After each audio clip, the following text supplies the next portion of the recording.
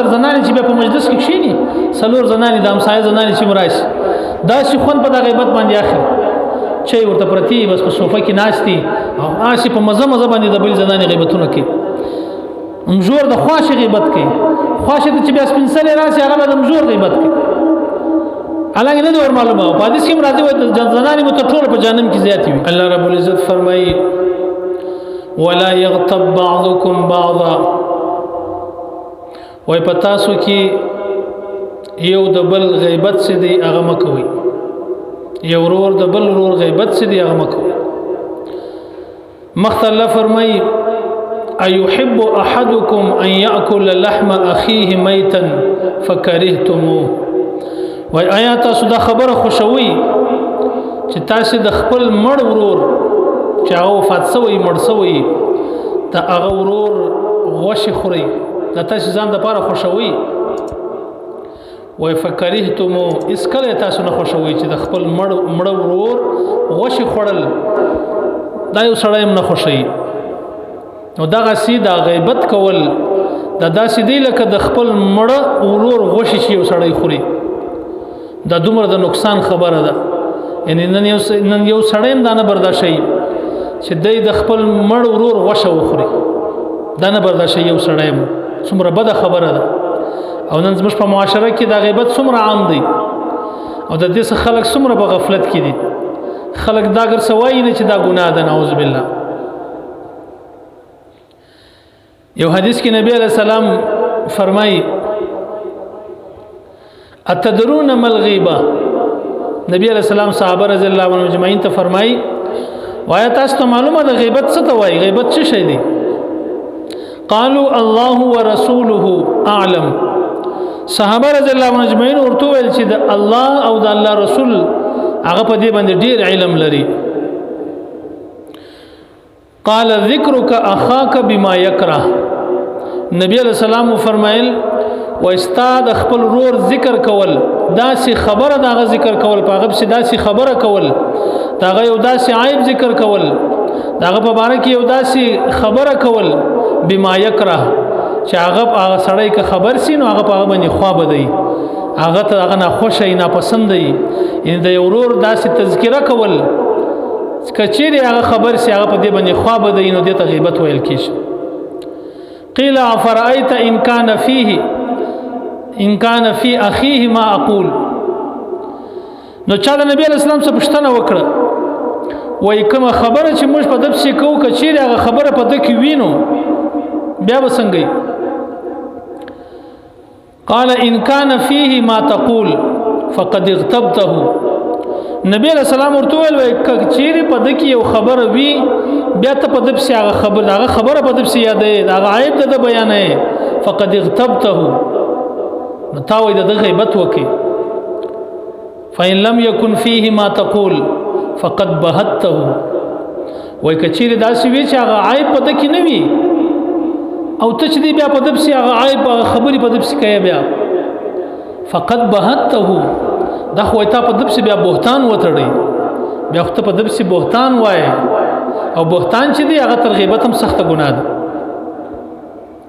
ان د خپل رور په باره کې یو خبره کول داسې خبره چې هغه کچېری خبر شي هغه نه خوشي نو دې ته غیبت ویل کیږي او کچېری په دې کې یو خبره نه یو ته ځان په دب سي هغه خبري کوي نو دې ته بیا بهتان وایي دا تر غیبت هم سخته ګناه ده خو دغه دواړې ګناوې چې دې زموږ په معاشره کې نن سبا ډېرې زیاتې دي خلک ډېر په دې کې مبتلا دي ګرځه خلکو ته دا ګناه نه معلومیږي په دغه وجه خلک ډېر کې مبتلا دي خواص نیکان خلک په دې کې مبتلا دي او شیطان د دې سره ډېره غټه وکړه خلک په دا ګناه باندې اخته کړ او خلک د دې سره غافل شو د خلکو ټول اعمال شیطان ورځای کړ په یو حدیث کې راځي نبی علیہ السلام فرمایي الغیبۃ اشد من الزنا وای دا غیبت چې دی دا تر زنا هم ډیر سخت دی یعنی تر زنا سخت ګناه ده صحابه رضی الله عنهم پوښتنه وکړه چې الله رسول زنا خو ډیره سخت ګناه ده ته دې دا څنګه تر غیبت تر زنا څنګه زیات دی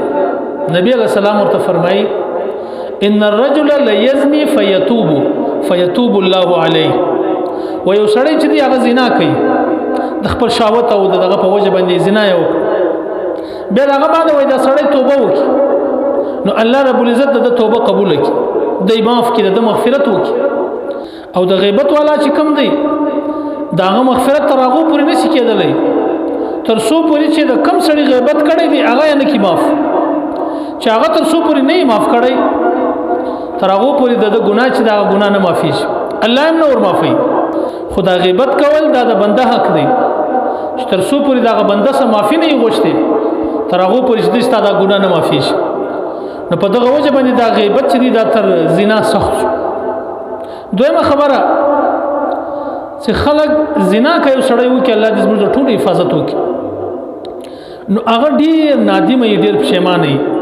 او فورا هغه ک نن نسی سبا ک سبا نسی بل سبا خامخا دغه زنا څخه توبه کوي چې ما ډیر غلط کار وکي ما ډیر غټه نافرمانی وکړه د الله نو دا د توبه کوي ولې دې ته د ګناه وای نو د ګناه څخه خلک توبه کوي مسلمانان چې لږم په زره ایمان هم په سړی کوي نو هغه بیا دغه ګناه څخه توبه کوي اوس غیبت بیا داسې ګناه ده چې یو خو دې الله معاف کړي مشته ګناه نه معلومي شي 24 غنټې په دې ګناه کې زنانی مبتلا دي سړیان مبتلا دي نیکان خلک مبتلا دي په دغه وجه غیبت کوي چې د دې ته ګناه نه معلومي شي دا ګناه ده او دومره سخت ګناه ده او بلکې بیا سړی ته معلومه چې دا ګناه ده بیا چې بیا توبه نه ځین کوي یعنی هغه سړی سره ته توبه کوي هغه سړی سره معافي غواړي ستا توبه نه قبلېږي تر هغه پورې تر څو پورې چې د چا غیبت کړي هغه نه معاف کړي هغه ته ورځي هغه به تا معافي بیا ستا توبه ستا د غیبت ګناه چې دغه معاف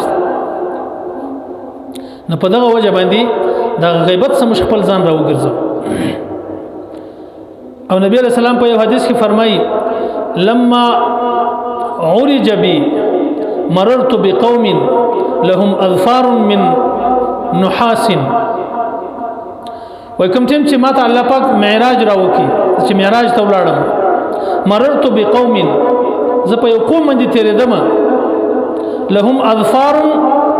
من نحاس داغو د تانبي نوکانو د ور سره تانبي نوکانیو لصرف نه دغه نوکانیو يخمشون وجوههم وصدورهم هغه خلکو وایسه کول دغه مخ په دغه نوکانو باندې داسي دا غوښ به زنه استل ګروي به او دغه خپل سینې به ګرولې په دا نوکانو باندې په دا ګرم نوکانو په دا د تانبي چې کم نوکانو فقلت من هؤلاء يا جبريل ما ورته جبرائیل علیه السلام دا څوک دي دا خلک چې دا داسې په تکلیف اخته دي چې دومره غټ نوکان د ور نوکان او بیا دا خلک مخان باندې ګري او خپل سینې غوشي باندې را باسي فقال هؤلاء الذين ياكلون لحوم الناس ويقعون على اعراضهم ودا هغه خلک دي چې په دنیا کې به د خلکو غیبت کوي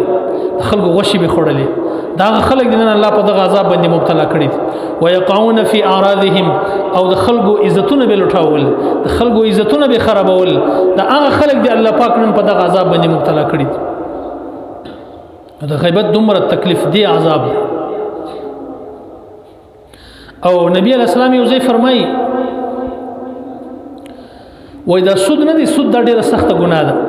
د سود اخیری ادنا درجه هغه کومه ګناه ده دا سیدی یو سړی لکه نعوذ بالله د خپل مور سره چې زنا کوي ان د خپل مور سره زنا کول څومره غټه ګناه ده دا د سود ادنا درجه ده ادنا ګناه دومره زیاته نبی علیہ السلام وای کوم سړی چې د چا غیبت کوي او د چا عزت خرابوي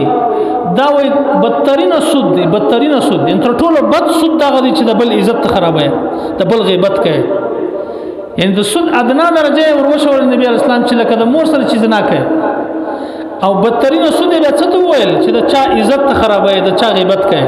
دا وای بدترین سود دی یعنی تر مور تر زنا هم سخت ګناه نزبر معاشره وګور څنګه ګر کې مبتلا دي او یو حدیث کې یو ځای راځي وای کوم سړی چې غیبت کوي